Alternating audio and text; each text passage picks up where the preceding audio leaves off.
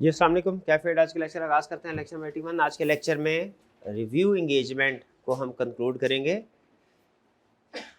कल के लेक्चर में हमने स्टडी किया था रिव्यू इंगेजमेंट और ऑडिट इंगेजमेंट में क्या फ़र्क है, या रिव्यू इंगेजमेंट या एश्योरेंस इंगेजमेंट में क्या फ़र्क है। हमने ये सीखा कि एश्योरेंस इंगेजमेंट्स जो है वो डिफरेंट टाइप्स की हो सकती हैं।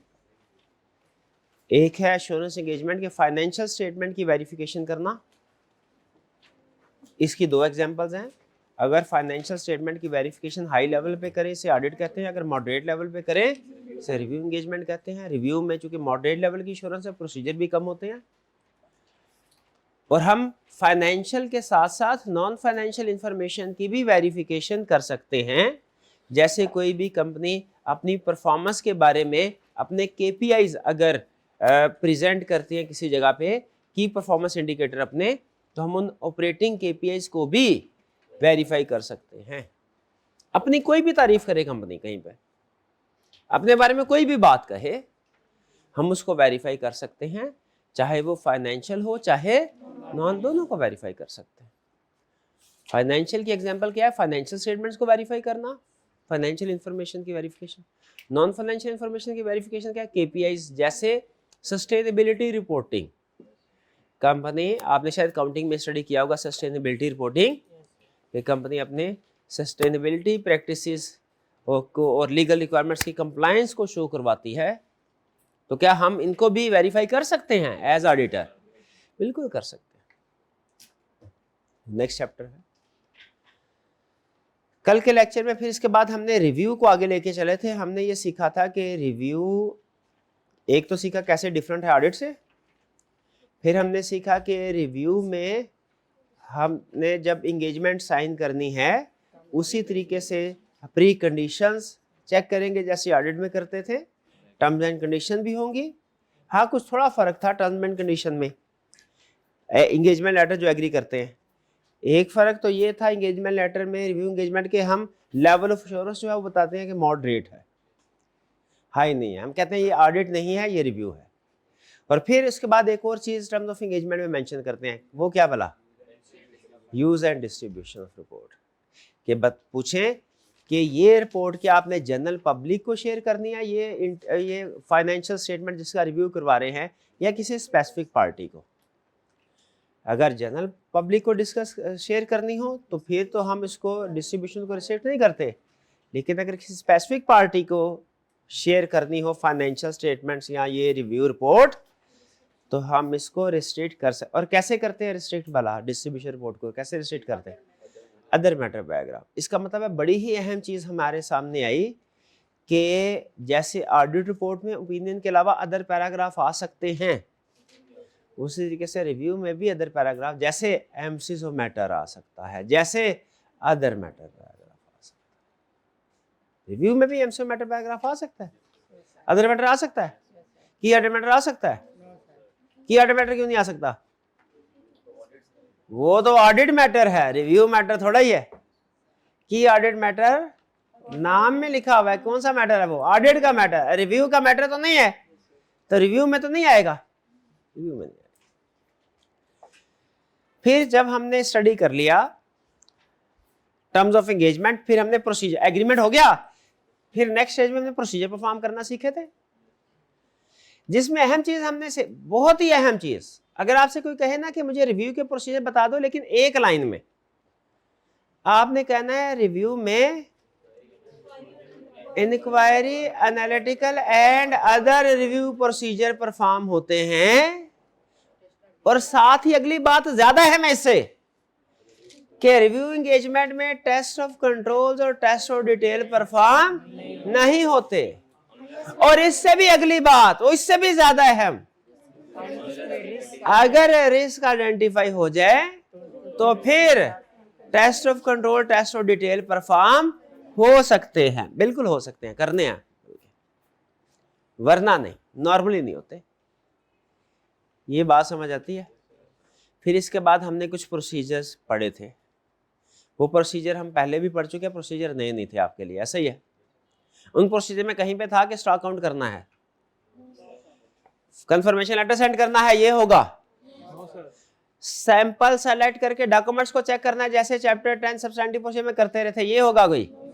ये नहीं था, ये क्या था? सिर्फ इंक्वायरी करें, ये इंक्वायरी करे, वो इंक्वायरी करे, वो करे, वो करे, ये करे, वो करे, वो करे, वो इंक्वायरी थी, एनालिटिकल प्रोसीजर थे। और वो जो ओवरऑल प्रोसीजर होते हैं, वो जो गोइंग कंसर्न वाला, सब्सिक्वेंट इवेंट वाला वगैरह वगैरह वगैरह, वो थे। बस यही प्रोसीजर है। फिर इसके प्रोसीजर के बाद किस चीज की बारी आती है भला? कंक्लूजन की। रीडिंग के लिए बोला था, कहा था अगर आप रीडिंग कर लेंगे तो हो सकता है आज की क्लास जल्दी खत्म हो जाए, ऐसा ही है? अच्छा, आपका सेशन कब खत्म होगा, ये सवाल है। आपका सेशन जो है वो ओरिजिनली मैंने कहा था कि 20 तारीख को खत्म होगा, लेकिन अब 20 तारीख को नहीं होगा। हाँ, अब हमने फैसला किया है कि ये 19 को होगा, 18 को भी नहीं होगा, 19 को होगा। 19 को इसलिए ताकि अगर कोई कमी बेशी रह गई हो ना एहतियातन, तो इतवार होता है, पूरा दिन होगा हमारे पास। आधा दिन आपका लेना है काउंटिंग बनाने, वो पूरा दिन मैंने नहीं लेना, इतनी हिम्मत मेरे पे नहीं है। तो 3 को घंटे की क्लास हो जाए तो ठीक है। संडे को 20 को संडे है ना, 19 को संडे है ना? हाँ बस ठीक है जी। तो ये नेक्स्ट इस संडे को हमारी क्लास नहीं है, यहाँ मैं देखूंगा, शायद दिल किया, वह मेरा दिल नहीं है वैसे इस संडे को क्लास, लेकिन बता दूंगा अगर हुआ तो। ना इस चले वो देख लेते आगे। वापस चलते हैं। प्रोसीजर क्या थे? प्रोसीजर पढ़ लिए थे हमने, फिर क्या था? हाँ, तो हमने एग्री किया था कि अगर आप पढ़ के आए तो आज की कितने स्टूडेंट पढ़ के आए हैं? शाबाश शाबाश। तो बताइए, अगर रिव्यू में कोई मिस स्टेटमेंट या स्कोप लिमिटेशन ना हो, या अगर हो तो उसका इफेक्ट इमटेरियल हो, तो कौन सा? Unmodified opinion. शाबाश, जल्दी छुट्टी नहीं होनी अब, जल्दी छुट्टी नहीं होनी अब। अनमोडिफाइड कंक्लूजन था, ओपिनियन नहीं था। क्या? ऑडिटर रिप्लेस हो जाएगा प्रैक्टिशनर से, ओपिनियन रिप्लेस हो जाएगा कंक्लूजन से। शाबाश। और हाँ, अब छुट्टी हो जाएगी। शाबाश। अब चलिए आगे चलते हैं, आगे चलते हैं। तो आज हम ये पढ़ते हैं लर्निंग ऑब्जेक्टिव 4। ये देखिए, क्या इससे क्लियर है ये आपको? क्या कह रहा है वो? कि अगर मिस स्टेटमेंट्स होंगे या स्कोप लिमिटेशन होगा, या तो है ही नहीं या है तो इसका इफेक्ट इमटेरियल। कौन सा कंक्लूजन? मटेरियल है तो, और मटेरियल परवेसिव है तो। परवेसिव का मटेरियल एंड परवेसिव भी बोलते हैं ना, क्योंकि जो परवेसिव है वो मटेरियल है, मटेरियल पहले बना तो फिर परवेसिव हुआ ना। एडवर्स कंक्लूजन और डिस्क्लेमर ऑफ कंक्लूजन। डन जी। आगे चलते हैं।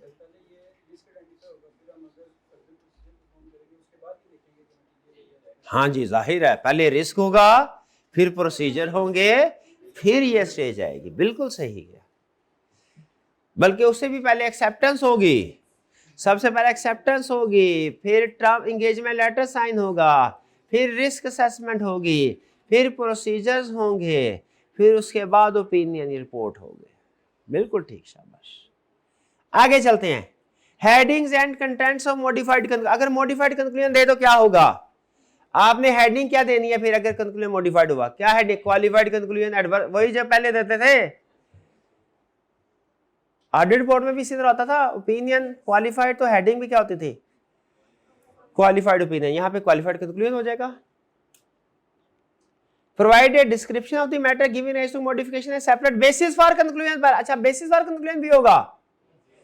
क्वालिफाइड कंक्लूजन है तो basis for qualified conclusion, adverse है तो बेसिस फॉर एडवर्स कंक्लूजन, जैसे अगर मिस स्टेटमेंट है तो क्वांटिफाई करो, डिस्क्लोजर है तो उसका इंपैक्ट ऐड करो। ये तो पहले भी था पढ़ा हुआ, ये वही है। यानी कंक्लूजन और मॉडिफिकेशन ऑफ कंक्लूजन के रूल सेम है। इस सारे को एक लाइन में अगर आप पढ़े ना, एक लाइन में, वो क्या लाइन होगी कि भैया रिव्यू में कंक्लूजन और बेसिस फॉर कंक्लूजन के रूल्स वही हैं जो ऑडिट में थे। खत्म। करे साबित गलत मुझे, ऐसा नहीं है क्या? ऐसा ही है, लेकिन कंक्लूजन में बोला ऐसा है। बाकी के पैराग्राफ में नहीं बोला। एमसीक्यू मैटर अदर मैटर में हो सकता है अलग हो,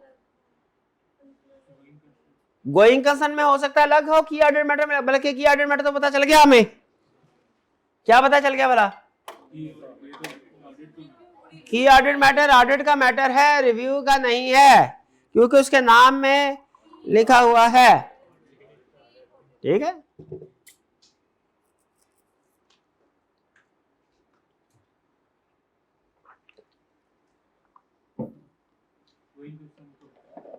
आगे चलते हैं। गोइंग, ये क्लियर हो गया ना।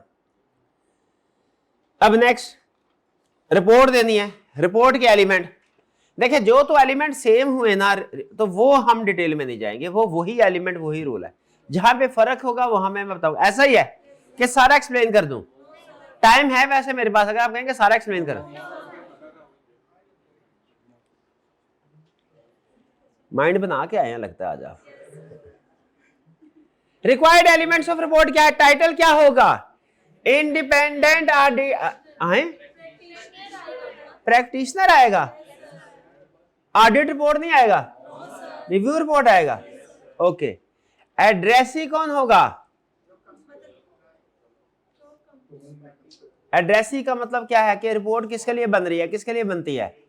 ज्यादातर शेयर होल्डर्स के लिए स्टैट्यूटरी हो तो, वरना जिसके लिए बैंक है तो बैंक के लिए, कोई पोटेंशियल एक्वायरर है जिसने बिजनेस को खरीदना है तो उसके लिए। इंट्रोडक्टरी पैराग्राफ में क्या लिखा होगा? लिखा होगा कि वही चीजें वहां पे लिखा था वी हैव ऑडिटेड, क्या किया? ऑडिट किया। इधर लिखा होगा वी हैव रिव्यूड। वहां पे लिखा था कौन सी फाइनेंशियल स्टेटमेंट, यहाँ पे सेट ऑफ फाइनेंशियल स्टेटमेंट, वहां पे भी ईयर एंड था, यहाँ पे भी ईयर एंड आएगा। वहां पे भी फ्रेमवर्क की मेंशन होता था ऑडिट रिपोर्ट में, इधर भी होगा। देखिए वही है ना, सिर्फ एक चीज का ध्यान रखना है, यहाँ पे रिव्यूड का वर्ड आएगा, ऑडिट का वर्ड नहीं आएगा। मैनेजमेंट की रिस्पॉन्सिबिलिटी आएगी, प्रैक्टिशनर की रिस्पॉन्सिबिलिटी आएगी, आईएसएस के मुताबिक आएगी ना। क्यों? रिव्यू एंगेजमेंट में रिव्यू स्टैंडर्ड फॉलो करते हैं, ऑडिट एंगेजमेंट में ऑडिटिंग स्टैंडर्ड। तो ये फर्क था उधर, जो ऑडिट और रिव्यू में फर्क हमने पढ़ा था कि ऑडिट आईएसएस के मुताबिक होगा, रिव्यू आईएसआर। आईएसआर से क्या बनता है? रिव्यू एंगेजमेंट नहीं बनता। रिव्यू एंगेजमेंट आईएसआर से क्या बनता है? किस चीज की एब्रिविएशन है? International standards on review engagement. ISA से क्या बनता है? ऑडिटिंग। शाबाश। प्रैक्टिशनर रिस्पांसिबिलिटी आईएसआर नंबर क्या है? 2400। और अगर कोई लीगल रिक्वायरमेंट है वो भी आपको पता है, मीट करते हैं। Description of review and limitation, फिर डिस्क्राइब करना है रिव्यू क्या होता था, ये क्या है। जैसे उधर बताए थे ना, स्कोप ऑफ ऑडिट में क्या क्या चीजें हैं, रिस्क असेसमेंट करना है, अंडरस्टैंडिंग ऑफ एंटिटी ऑब्टेन करनी है, अकाउंटिंग पॉलिसी, सारा स्कोप होता था ना। स्कोप ऑफ ऑडिट होता था कि नहीं? ऑडिट में पक्का है, याद है कि तीर तुक्का चला रहे हैं, तीर तुक्का चला रहे हैं, चले कोई होता था उसमें कहता है इंटरनल कंट्रोल को अंडरस्टैंड करना है, रिस्क असेसमेंट करनी है, अकाउंटिंग एस्टिमेट पॉलिसीज को वैल्यूएट करना है, गोइंग कंसर्न को, ये चीजें होती थी। यहां पे भी वो डिस्क्रिप्शन बता रहा है, बेसिकली स्कोप बता रहा है। क्या कहेगा? पहली चीज उसने कहा भैया रिव्यू जो है ये लिमिटेड एश्योरेंस एंगेजमेंट है, रीजनेबल एश्योरेंस एंगेजमेंट नहीं है। डन। दूसरा, प्रैक्टिशनर, इसमें प्रैक्टिशनर प्रोसीजर परफॉर्म करेगा, लेकिन कौन से वाले? इंक्वायरी, एनालिटिकल और अदर रिव्यू प्रोसीजर। और रिव्यू के प्रोसीजर ऑडिट से बहुत कम होते हैं, इसलिए हम इधर ऑडिट ओपिनियन नहीं देंगे। मतलब क्या देंगे फिर? रिव्यू कंक्लूजन देंगे, ऑडिट ओपिनियन नहीं देंगे। तो क्या देंगे? रिव्यू कंक्लूजन देंगे। कंक्लूजन पैराग्राफ की हेडिंग आएगी और उसमें कंक्लूजन होगा कि क्या फाइनेंशियल्स में ठीक है या नहीं, अनमोडिफाइड, क्वालिफाइड, एडवर्स, डिस्क्लेमर।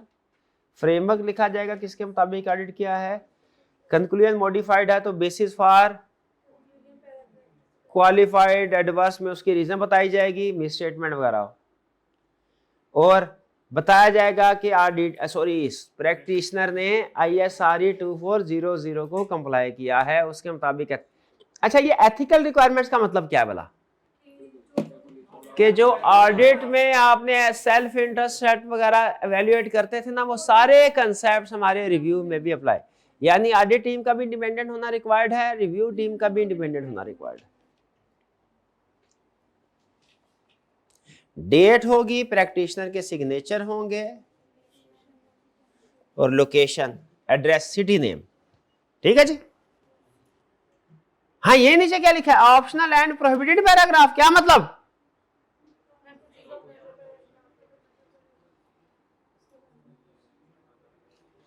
मुझे लगता है ये बहुत अहम है। ये वो तो स्टैंडर्ड की चीजें थी, ये उसने कुछ ना टेक्निकल चीजें बताई हैं। एक मिनट में पानी पी लूं, अहम चीज है ना।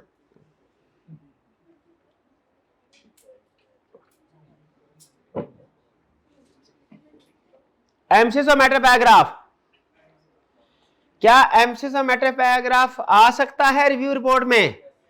आ सकता है। किन मैटर्स पे? वही जो उधर पड़े थे। App special purpose framework, MCS matter आएगा। डिस्ट्रीब्यूशन ऑफ रिपोर्ट रिसीट कर एमसीएस मैटर आएगा। लेकिन ये क्या किया है इसने? अजीबो गरीब सी एग्जांपल दे दी है। Properly disclosed going concern uncertainty. ये गोइंग कंसर्न अनसर्टेनिटी पे एमसीक्यू मैटर कब से आने लग गया? पूछे सर, ये गोइंग कंसर्न अनसर्टेनिटी पे एमसीक्यू मैटर कब से आने लग गया? पूछे। जब से हमारा रिव्यू एंगेजमेंट स्टार्ट हुआ। ऑडिट रिपोर्ट में याद रखे, पहले आपको पता है, पहले गोइंग कंसर्न अनसर्टेनिटी वाला पैरा एमसीक्यू मैटर में आता था, गोइंग कंसर्न का अलग से पैरा नहीं होता था। ये चूंकि अगर आप नोट करें ना, थोड़ा सा क्रिटिकली सोचे, तो एमसीक्यू मैटर की जितनी भी एग्जांपल्स हैं उनमें से गोइंग कंसर्न को भी उसके अंदर अगर रख लेना तो सबसे अहम गोइंग कंसर्न अनसर्टेनिटी की एग्जांपल है। ये इतनी ज्यादा अहम है कि यूजर्स कहते थे कि हमें ये अलग से इसका पैराग्राफ बना के दे, इसके रूल अलग से होने चाहिए। तो इसीलिए फिर उन्होंने कहा ऑडिट में चूंकि ज्यादा अहम है, ऑडिट में तो हम गोइंग कंसर्न अनसर्टेनिटी का अलग से पैरा बना देते हैं, यानी जब गोइंग कंसर्न इश्यूज होंगे अलग पैराग्राफ में आएंगे। लेकिन रिव्यू में आज तक वो एमसीक्यू मैटर में ही गोइंग कंसर्न अनसर्टेनिटी को डिस्कस किया जाता है। वो किस लिए? इसलिए कि ऑडिटिंग के स्टैंडर्ड्स अलग हैं, रिव्यू के स्टैंडर्ड्स अलग हैं। ऑडिटिंग के स्टैंडर्ड्स तो रिवाइज कर दिए उन्होंने, रिव्यू के अभी रिवाइज नहीं किए। तो जब रिव्यू के रिवाइज नहीं किए तो वो पुराने सूल ही चलेंगे ना। तो ये फर्क ज़हन में रखिएगा। की ऑडिट मैटर रिव्यू रिपोर्ट में नहीं आना, कहीं लिखा हुआ की ऑडिट मैटर? हाँ, की ऑडिट मैटर रिव्यू रिपोर्ट में नहीं आना। एमसीक्यू मैटर और अदर मैटर आएंगे। कब कब आएंगे? उन्हीं जब ऑडिट में आते थे तब इधर आएंगे। सिर्फ एक सिचुएशन का फर्क है, गोइंग कंसर्न अनसर्टेनिटी का ऑडिट में अलग से पैराग्राफ होता था, रिव्यू में ये एमसीक्यू मैटर में ही आएगा। इसमें गोइंग कंसर्न अनसर्टेनिटी का पैरा ना ऐड कर दीजिएगा। डन जी। ये भी हो गया, ये भी हो गया, ये भी हो गया, ये भी हो गया। Not applicable. Restriction on use of report. अगर तो आपकी रिपोर्ट जनरल पब्लिक को जा रही है, जैसे लॉ ने रिक्वायर करके कहा था कि अगर लिस्टेड कंपनी हो ना, लिस्टेड कंपनी, उसमें रूल है कि 6 महीने के बाद second quarter half yearly financial statement का रिव्यू करवाना है। वो रिपोर्ट सारे कंपनी की वेबसाइट पे अपलोड करनी होती है सारे यूजर्स के लिए। उसमें डिस्ट्रीब्यूशन ऑफ रिपोर्ट रिस्ट्रिक्ट नहीं होती। लेकिन अगर किसी वजह से रिव्यू करवाया जाए क्योंकि बैंक को देनी है कॉपी, तो फिर यानी distribution of report sometime restrict होगी, समटाइम नहीं होगी। अगर रिस्ट्रिक्ट हो रही है तो वो अदर मैटर पैराग्राफ में मेंशन किया जाएगा कि ये रिस्ट्रिक्टेड है, इसे कहीं डिस्ट्रीब्यूट नहीं करना। कुछ बात समझ आती है? अब क्या है जी नेक्स्ट? बहुत पुराना, बहुत मुश्किल सवाल था। एक दफा उसने पूछा रिव्यू रिपोर्ट के अंदर गलतियां ढूंढो। आपको पता है टिपिकल उसका क्वेश्चन होता है, तरीका वारदात आई कैब का, कि वो पूरी रिपोर्ट या रिपोर्ट का कोई हिस्सा दे के आपसे कहता है इसमें से गलतियां निकालो। ऐसी कोई केस स्टडी हमने की है? हाँ ऑडिट में की थी ना, रिव्यू में भी ऐसे कर सकता है और लगभग वही एरर हो सकते हैं। जैसे चांस नहीं है कि वो पूछेगा, मेरा नहीं ख्याल पूछेगा, लेकिन फिर भी आपको पता है कि आपको कुछ पता है, एहतियातन ही आपको करवा रहा हूं कंसेप्ट। इसमें क्या करेगा भला, रिव्यू रिपोर्ट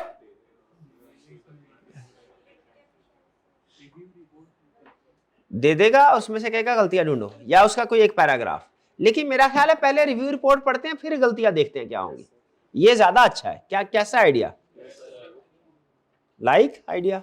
चलो जी, किधर वो है भी कि नहीं? हाँ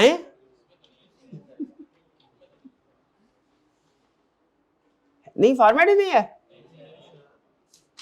एक ये तो बड़ी अच्छी बात हो गई।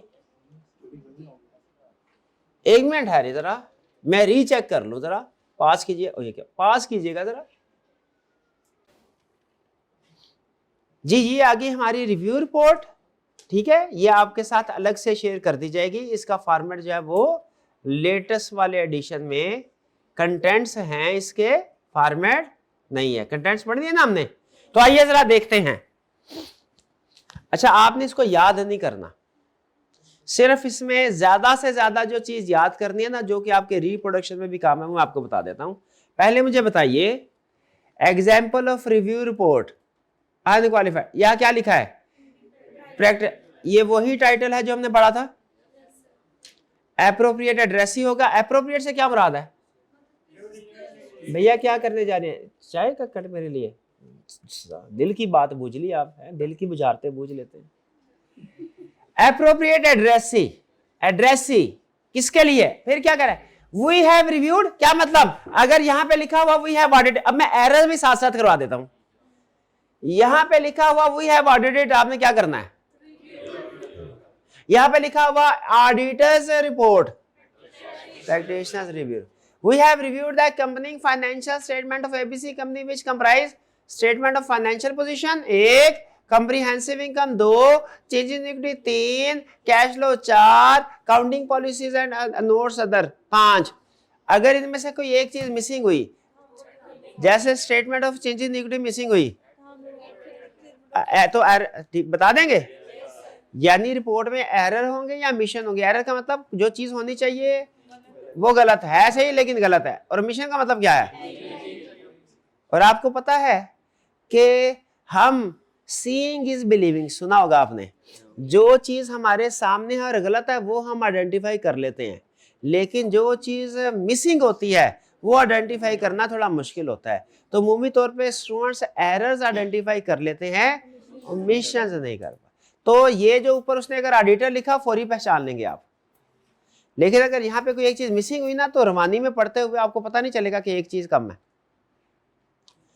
Management responsibility for the financial statement, एक मिनट, वो तो हमने ऑडिट में बोला था कि ऊपर ओपिनियन आएगा, बेसिस फॉर ओपिनियन आएगा, बाद में दूसरी चीजें आएंगी।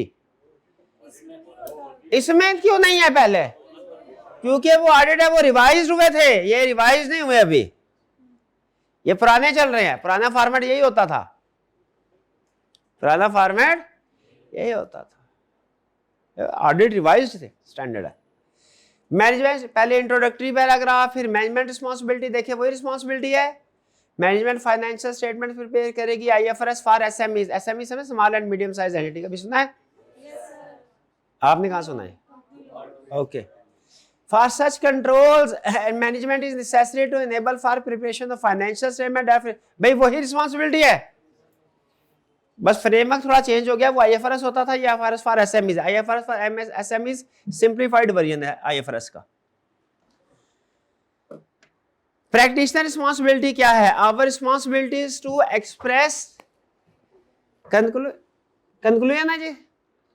अच्छा, अगर यहाँ पे लिखा हुआ कि हमने हमारी रिस्पांसिबिलिटी है कि फाइनेंशियल में बनाए data free from all misstatement, तो आइडेंटिफाई कर लें कि ऑल नहीं मटेरियल होना चाहिए।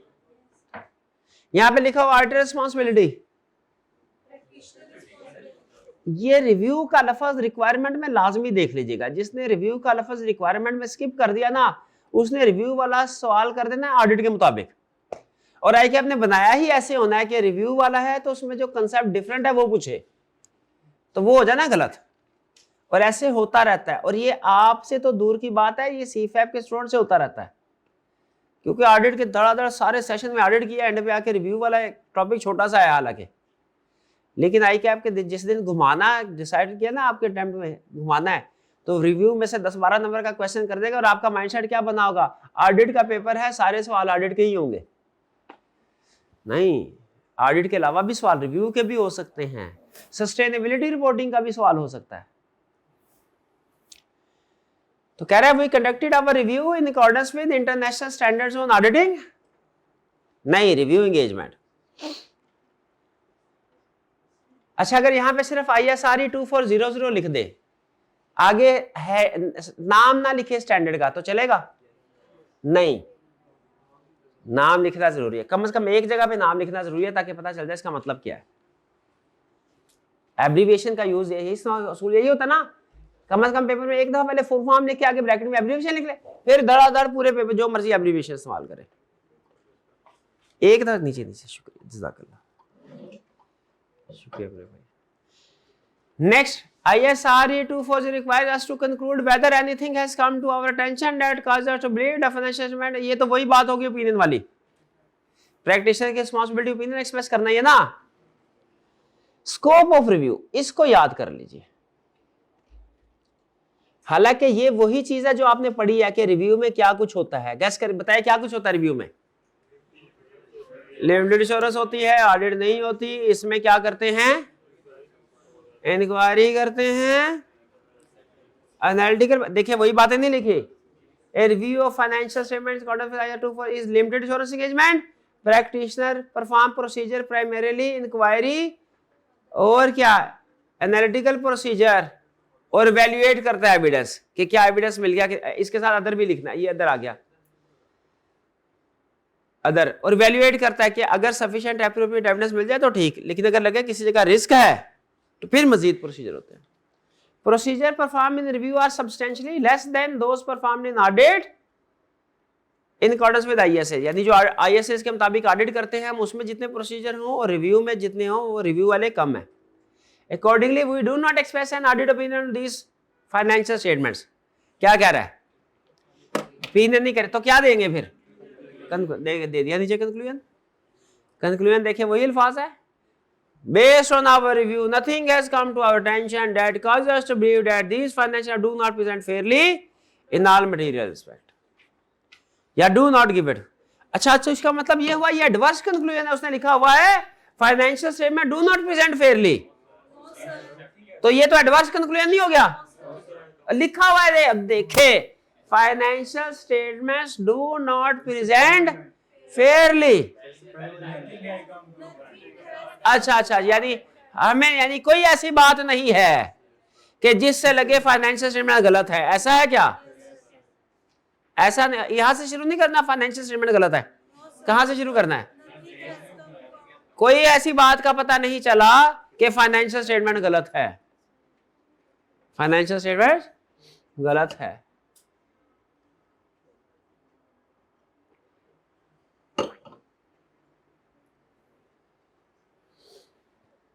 आगे चलते हैं।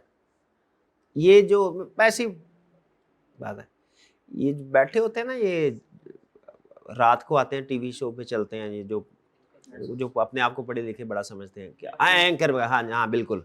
क्या करते हैं, इनका तरीका वारदात क्या होता है कुछ का, कि ये आधी बात, पूरी बात नहीं, इनका बिजनेस एक आधी बात बतानी है, ठीक है।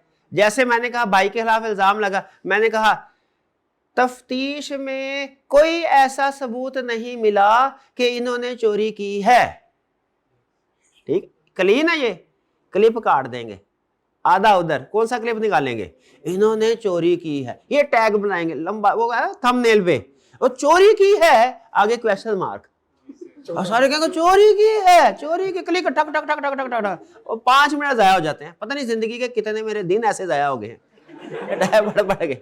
ऐसी खबर होती है, बंदा आएगा कहता है वो इतनी बड़ी खबर, कुछ भी नहीं।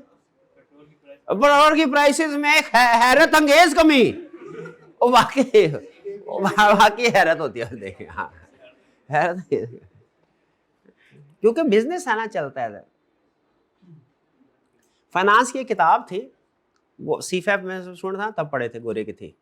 उसने कहा था अगर आपको किसी के भी फैसले समझने हैं ना, जो आपको समझ में ना आ रहे हो कि किसने ये क्यों किया फैसला, आप उनको फाइनेंस के साथ रिलेट करें, सारी समझ आ जाएगी।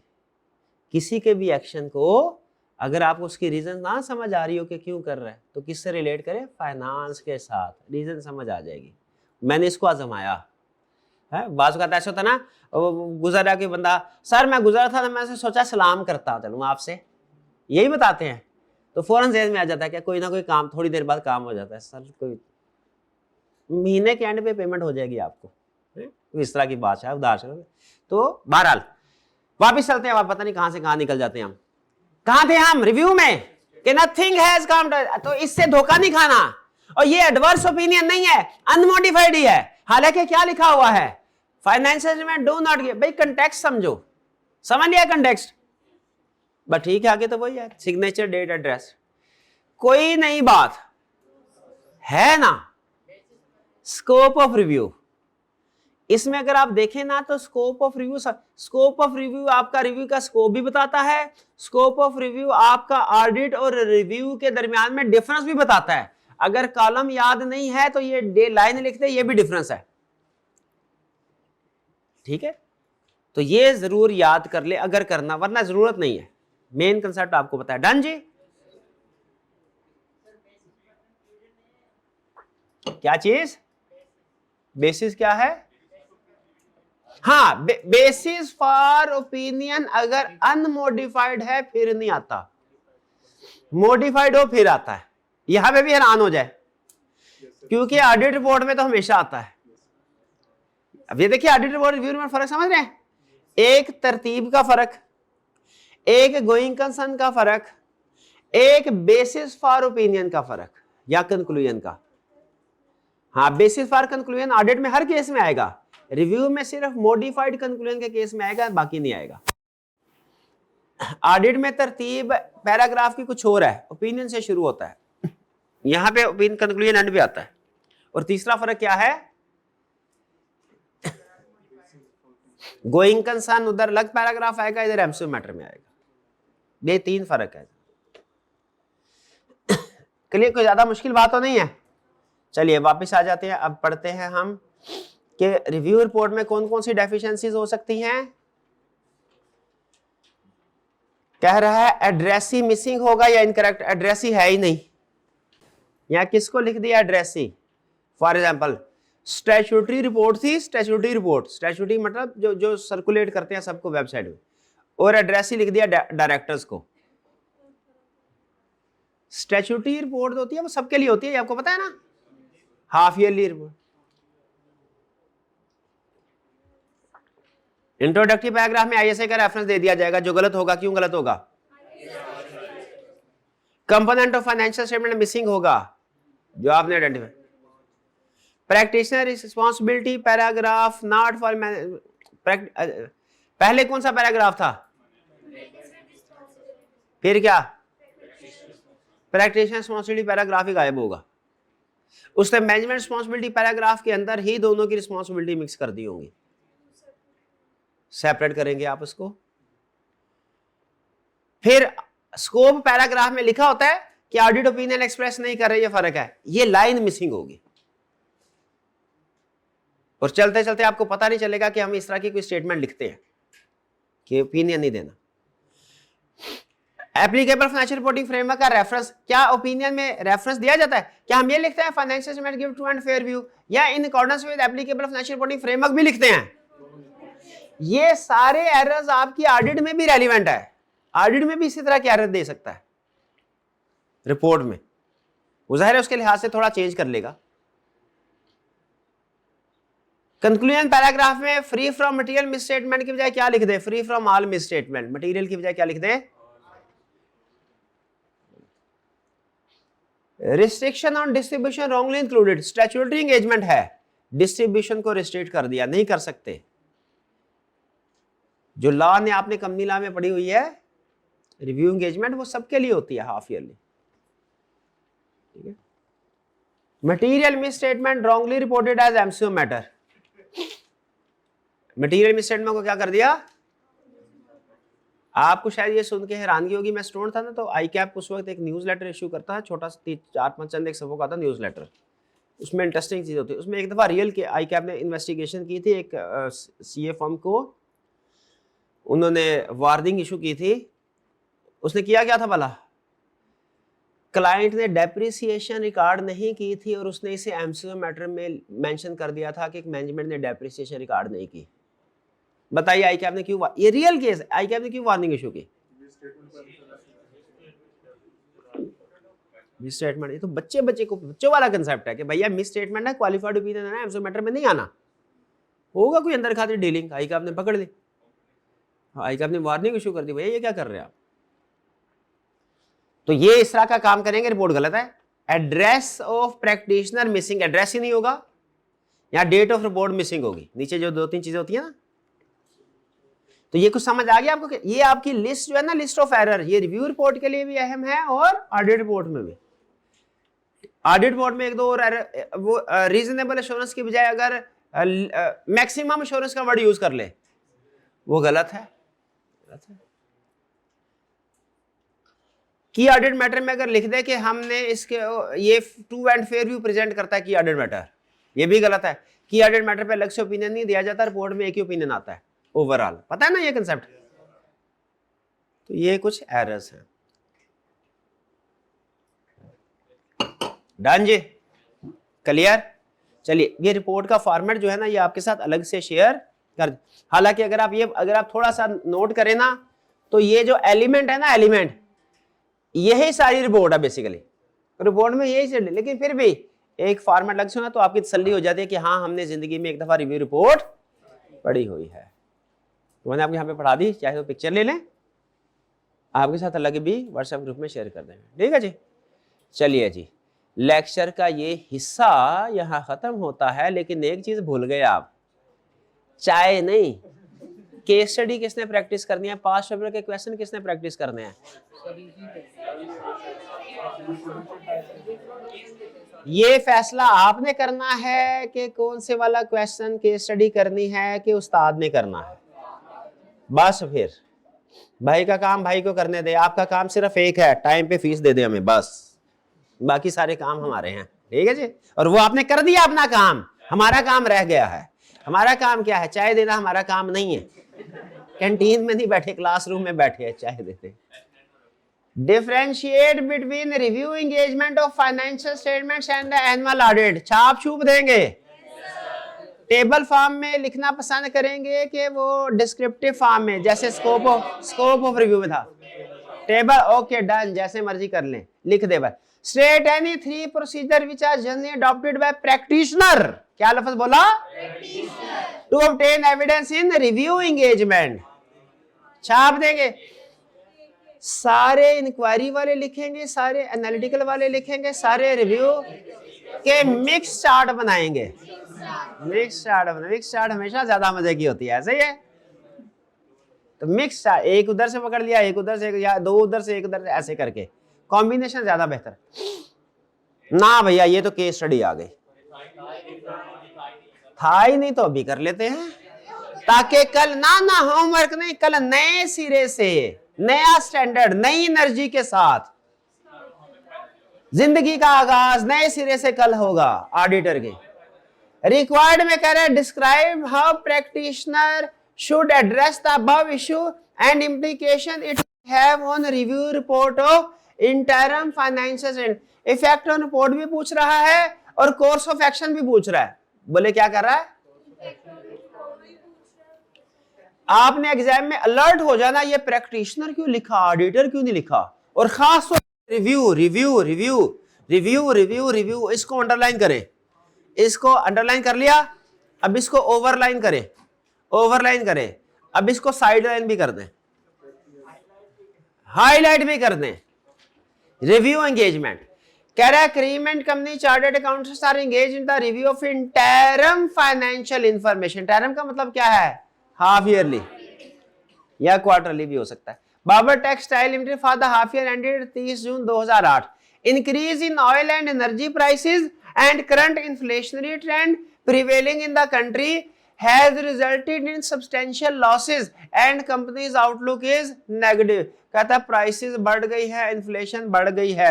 2008 का सवाल है, 2008 में भी यही हालात थे, 2026 में भी यही हालात है, 2056 में भी यही होने हैं। Negative. Moreover, in view of recessionary pressure being faced by the US and many of the European Union economies, some of large customers in those countries have not reviewed their orders and many others are expected to follow. Consequently, company has decided to lay off 40% of its workforce gradually over the next few months. किस चीज की तरफ लेके जा रहा है आपको? कैसे गोइंग कंसर्न की तरफ? क्या निशानियां हैं? नंबर 1 लॉसेस हैं। पहला तो लॉसेस से हमें अंदाजा हो गया। दूसरा उसने क्या बोला? कस्टमर छोड़ के जा रहे हैं। तीसरा क्या बोला? एम्प्लॉयज को निकाल रहे हैं, मतलब कंपनी का साइज कम हो रहा है, श्रिंक हो रही है। तो 3 फैक्टर उसने बताए। Number 1 losses due to energy crisis, oil prices, inflation, loss आ गया, उधर से कॉस्ट बढ़ रही है, उधर से रेवेन्यू जा रहा है। लार्जेस्ट कस्टमर छोड़ के जा रहे हैं और फिर इसके बाद एम्प्लॉयज भी निकाले जा रहे हैं, छोड़ के जा रहे हैं। तो पता चल रहा है गोइंग कंसर्न की तरफ लेके जा रहा है। किसी स्टूडेंट को कोई शक है गोइंग कंसर्न वाला मसला नहीं है? Okay. The company's management acknowledges the severity of situation but is reluctant to provide specific detail in terms of financial information। कह रहा है सिचुएशन सीवियर है, लेकिन हम ना एक जनरल सा नोट दे देते हैं कि फ्यूचर प्रोस्पेक्ट कंपनी मुख्तलिफ मुश्किल हालात से गुजर रही है, इतना को बात लिख देते हैं। ये नहीं लिख देंगे कि गोइंग कंसर्न पे डाउट है, ये खतरनाक बात है। मैनेजमेंट ने कहा ये नहीं लिखेंगे, बल्कि क्या लिखेंगे? हल्का सा आइडिया कि भैया मुख्तलिफ मुश्किल हालात है, लेकिन कौमों की जिंदगी में ऐसे नशेबो फराज आते रहते हैं। ये इस तरह की लाइन लिख देंगे हम, ताकि ज्यादा प्रॉब्लम ना। भाई समझ रहे हैं मैनेजमेंट का माइंडसेट, ताकि इन्वेस्टर भागे ना। क्या ये एडिक्वेट डिस्क्लोजर है? अच्छा, पहले तो ये फैसला करें। मेरा ये ख्याल है इसमें 2 हिस्से हैं, कोर्स ऑफ एक्शन बताना है और दूसरा क्या बताना है? Impact on review. Course of action में मैं इंक्वायर कर लेंगे मैनेजमेंट से क्या प्लान है, बस काफी है। इंक्वायरी कर लेगा, क्योंकि रिव्यू में inquiry, analytical and other review procedure perform करते हैं। रिस्क के बाद रिस्क आ जाए तो फिर रिस्क वाले पक्का। तो इसमें मजीद प्रोसीजर परफॉर्म करने हैं। क्या इसमें जो हमने गोइंग कंसर्न वाले चैप्टर 2 में गोइंग कंसर्न के प्रोसीजर एडिशनल जब इवेंट या कंडीशन आइडेंटिफाई हो जाए वो लिखने हैं कि नहीं?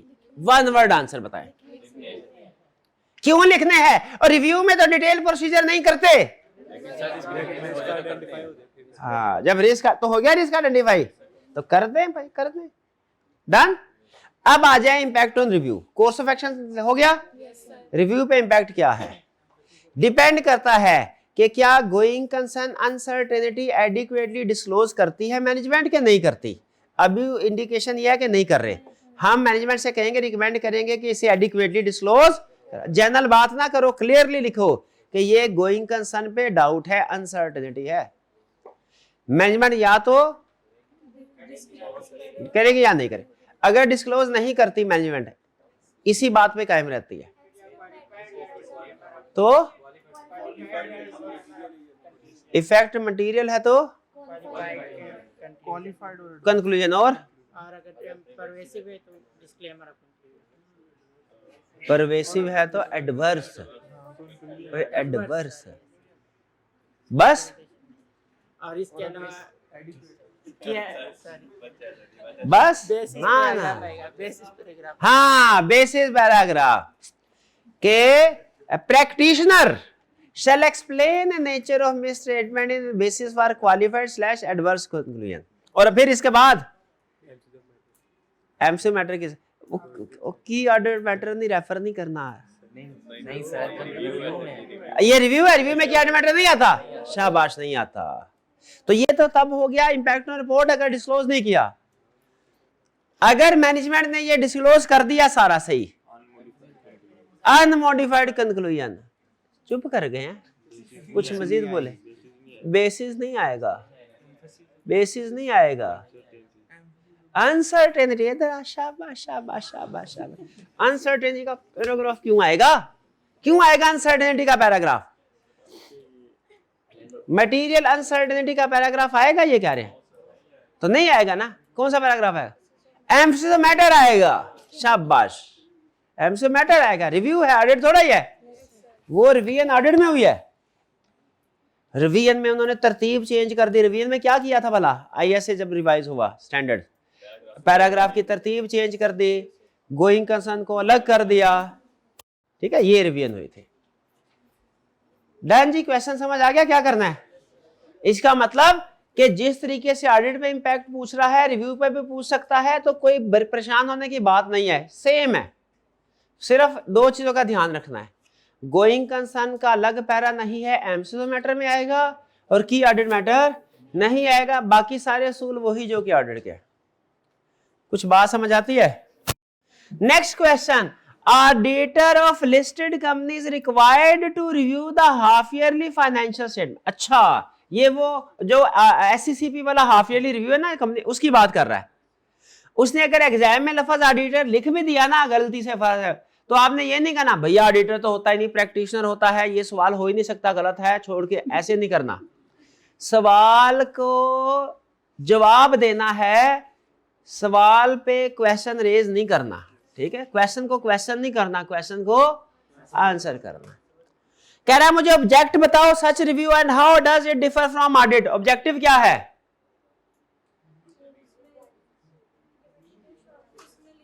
To provide limited assurance whether financial statement, नहीं, to provide limited assurance.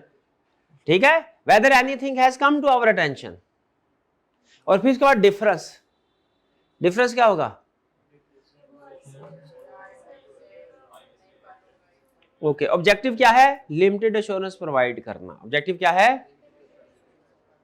whether anything has come to our attention that causes us to believe that financial matter do not give true and fair। ये line याद करनी है, ये conclusion, limited से conclusion का रटा लगाना है। ये जो लाइन है ना, nothing has come to our attention that causes us to believe, ये कहाँ लिखी हुई है? ये लिखी हुई है कहीं पे? दो दफा लिखी हुई है, एक दफा याद कर लेनी आप। सुनाए जरा, क्या है? attention that causes us to believe that do not give true and fair view in accordance with applicable financial rule। okay, procedure data performed while carrying out such review। सिर्फ इंक्वायरी के बताएंगे कि फ्रूट चार्ट बनाएंगे? ठीक है, शाबाश। Briefly discuss level of assurance given in following types of engagement. Audit में क्या है लेवल ऑफ एश्योरेंस? रिव्यू में agreed upon procedure, compilation. Agreed upon procedure क्या होता है? जिसमें ऑडिट नेचर के प्रोसीजर परफॉर्म किए जाते हैं, लेकिन आईएसएस वाले नहीं, वो जो मैनेजमेंट के साथ एग्री हो गया है। ले जी, आखिरी सवाल है, इसके बाद आपकी छुट्टी। और ये केस स्टडी बहुत है। अगर आप मुझसे कहें ना सर ये जितने भी रिव्यू एंगेजमेंट के क्वेश्चन हैं, इन सब में सबसे अहम कौन सा है, मैं कहूंगा ये खुद नहीं करेंगे, आपको करके भेजेंगे। कल हमने नए सिरे से जिंदगी का आगाज करना है। Discuss the above issues and their implication on your report. साइंसदान देखे, उसने रिपोर्ट बोला है, ऑडिट या रिव्यू रिपोर्ट नहीं बोला, नहीं? हाँ, वो आपको इंडिकेशन नहीं देना चाह रहा क्लियरली। तो जब यहाँ पे नहीं, ऊपर you are the audit engagement partner of listed company, यहाँ पे फिर ट्विस्ट स्टार्ट क्या है? ऑडिट फर्म है, आप ऑडिट फर्म में आगे, तो भाई रिव्यू भी ऑडिट फर्म ही कर दिया है। ऐसा ही है, वो टैक्स की फर्म आके थोड़ी करेगी, नहीं समझे?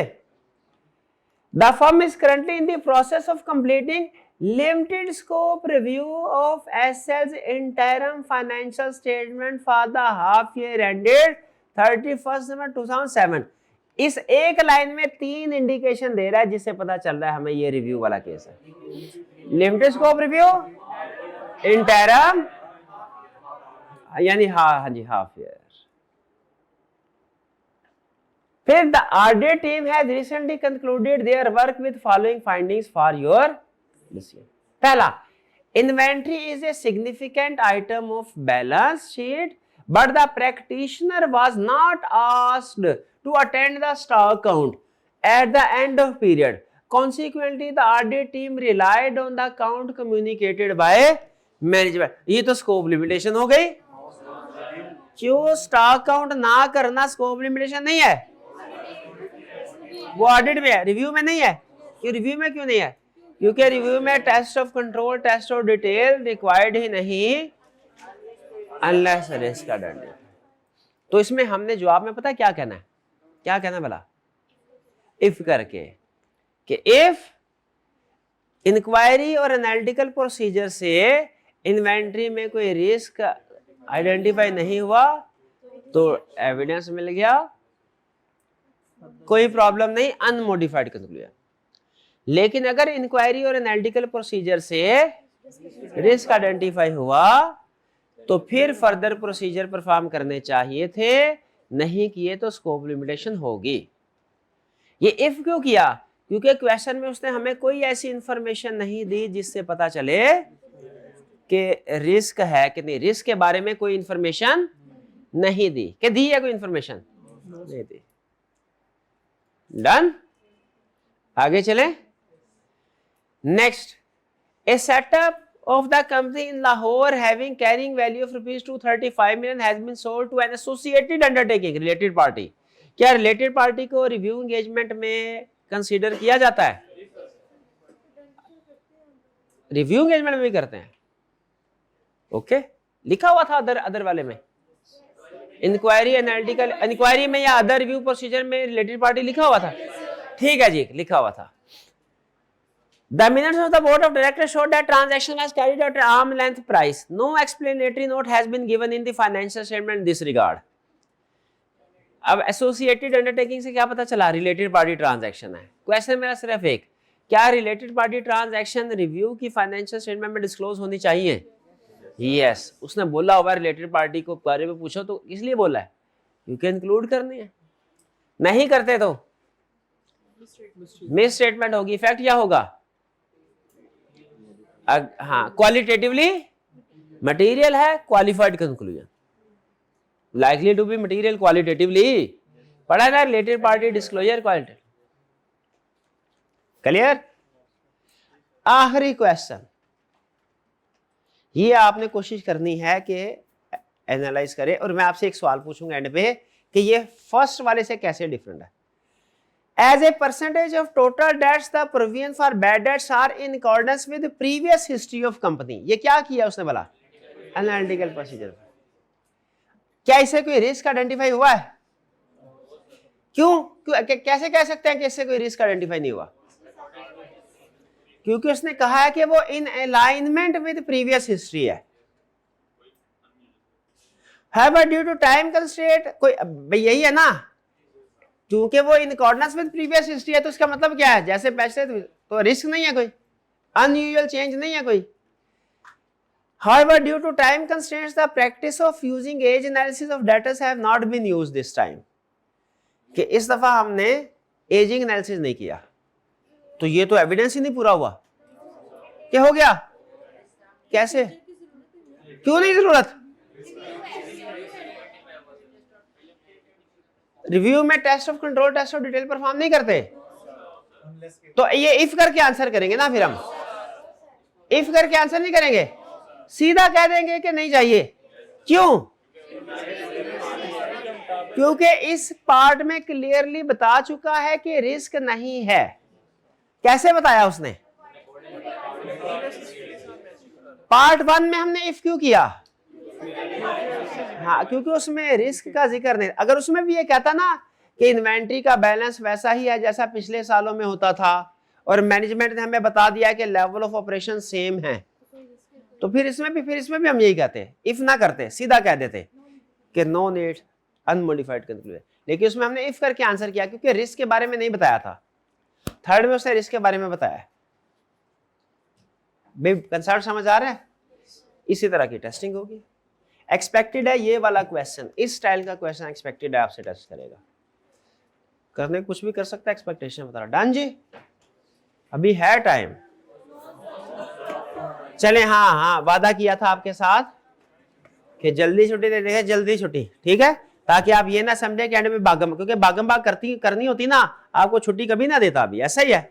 हाँ, आपको लग रहा होगा अच्छा ये चैप्टर था, ये इतना रह गया, इतना ऐसे कैलकुलेशन कर रहे हैं ना, ये आपका काम नहीं है, क्योंकि आप टेस्ट ऑफ कंट्रोल को समझो कि बड़ा चैप्टर है, वो टेस्ट ऑफ कंट्रोल जो है वो इतना बड़ा चैप्टर नहीं है। क्यों नहीं है वो बताऊंगा। कंट्रोल वाला चैप्टर रहता है ना हमारा, कल कौन सा स्टार्ट करूंगा, आज रात को सोचूंगा ये कौन सा स्टार्ट करूंगा, ठीक, फिर कल बताऊंगा। क्या पढ़ के आना है आपने, तो फिर ज़हन बना के आना, चले बस पढ़ने का ज़हन बना है कि सर जो पढ़ाएंगे पढ़ेंगे। आज का लेक्चर यहाँ ख़त्म करते हैं, याशी कर ले, जी ले अपनी ज़िंदगी आज। अल्लाह हाफिज़।